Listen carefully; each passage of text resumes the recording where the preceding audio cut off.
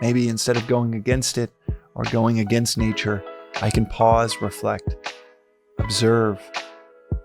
What is the nature around me already trying to tell me?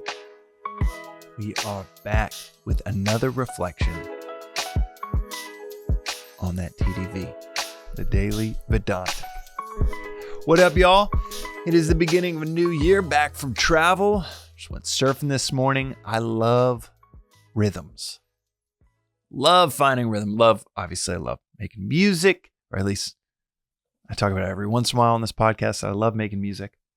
I love just playing, whether I'm recording, whether I'm planning on doing anything with it. I remember Swami saying one time that it's important to do something just because it stirs you up, because it ignites something within you, only for the purpose of igniting something within you, not for the purpose of, I'm going to turn this into a commercial pursuit. I'm going to get something out of it. I'm going to get prestige or adoration for it.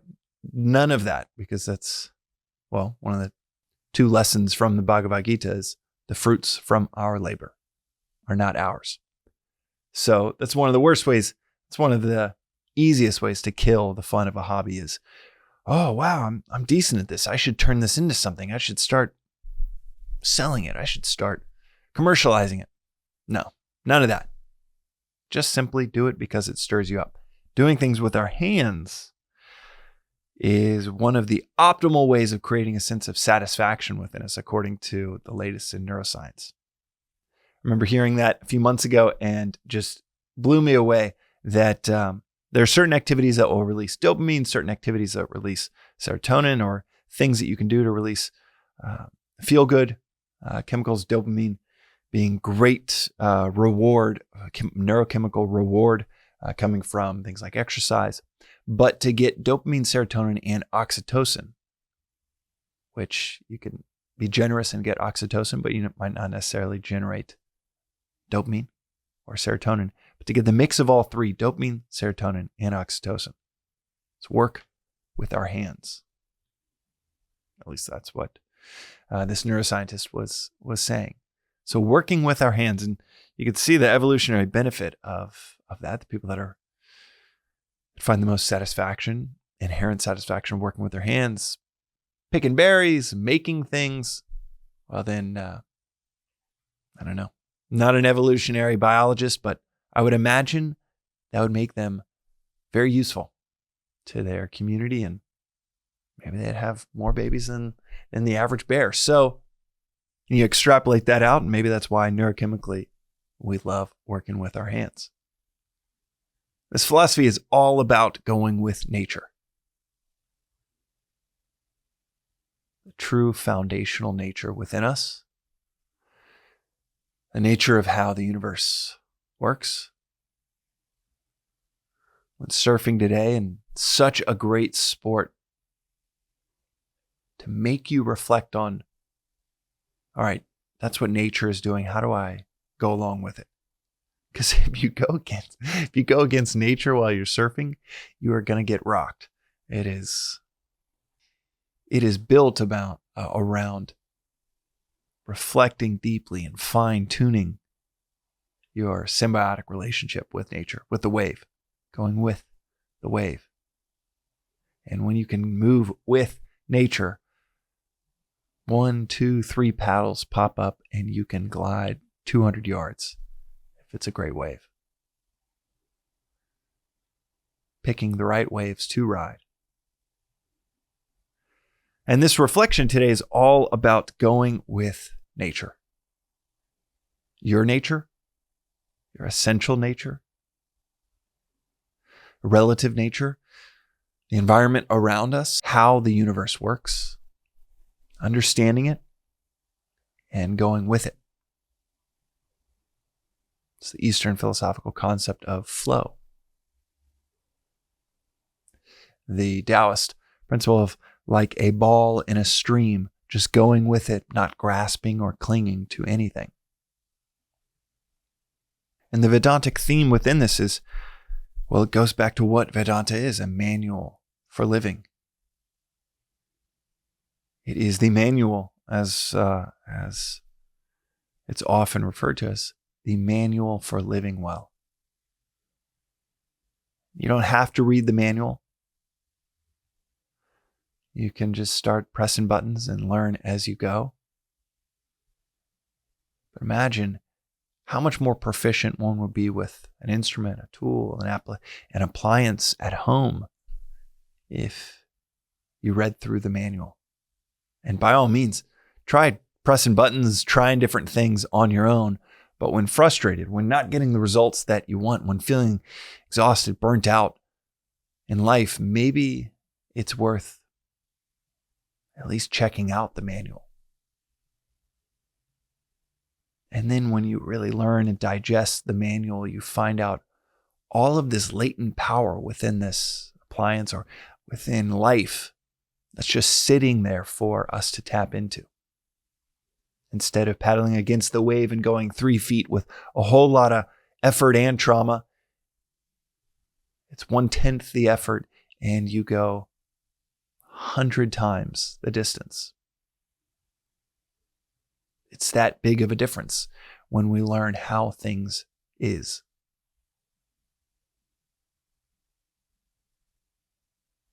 How things really is. A future episode, I'll say why I'm phrasing it that way. But right now, it's really a reflection as we begin the new year. Reflection on, okay, I might have been forcing certain things, clinging on to certain opportunities or relationships. Maybe I can flow with where things are going, where the current is taking me. Go with it. Maybe instead of going against it or going against nature, I can pause, reflect, observe. What is the nature around me already trying to tell me? Where is my community asking me to be helpful? Within the manual, it teaches you how to listen to nature. Vedanta teaches you what is the nature of the world around us. Most importantly, it tells us about our nature, what we really want, what we're really chasing. And the hint is freedom. Just as important as exposition on what we really want. It's not the car, the house, the admiration, the prestige, the status. What we really are craving is freedom. But just as important as this exposition on ourselves within this manual for living well, within this manual, it tells us the oldest philosophy on the planet tells us exactly how to get that. Get that which we are craving, yearning for. And what is the connection between freedom and flow? Well, when you tap into the currents, the flow of the universe. The outside world looks like you're acting, it looks effortful, but to you, you're just gliding. To the outside, observe it looks like you're full of action, and well, you are, but internally it's coming from a place of peace. As the phrase goes, do your words come from silence, or do they come from more words? Our actions, our words, our approach to life comes from a different place.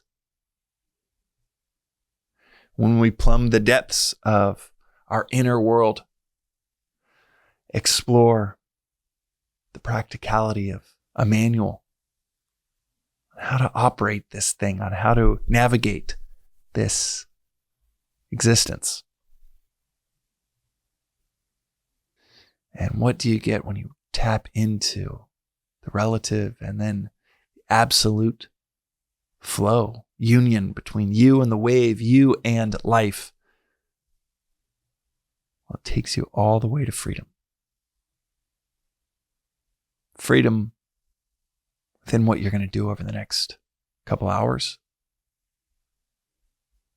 And freedom independent of what your mind or your body are ever engaged in. absolute freedom. From understanding to flow to freedom. That's what hangs in the balance.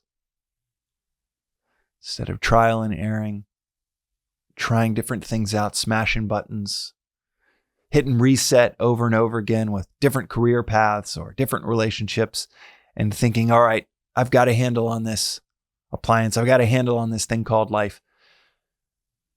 You take a few weeks, a few months to read, to digest, to reflect on what has been called a manual for living life well, this philosophy.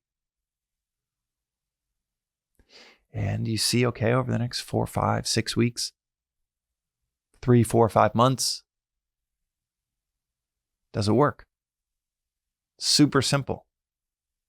This philosophy is not built around belief like so many world traditions and religions. It's built around experience. Does it actually work? Do you experience an elevated sense of peace, prosperity, freedom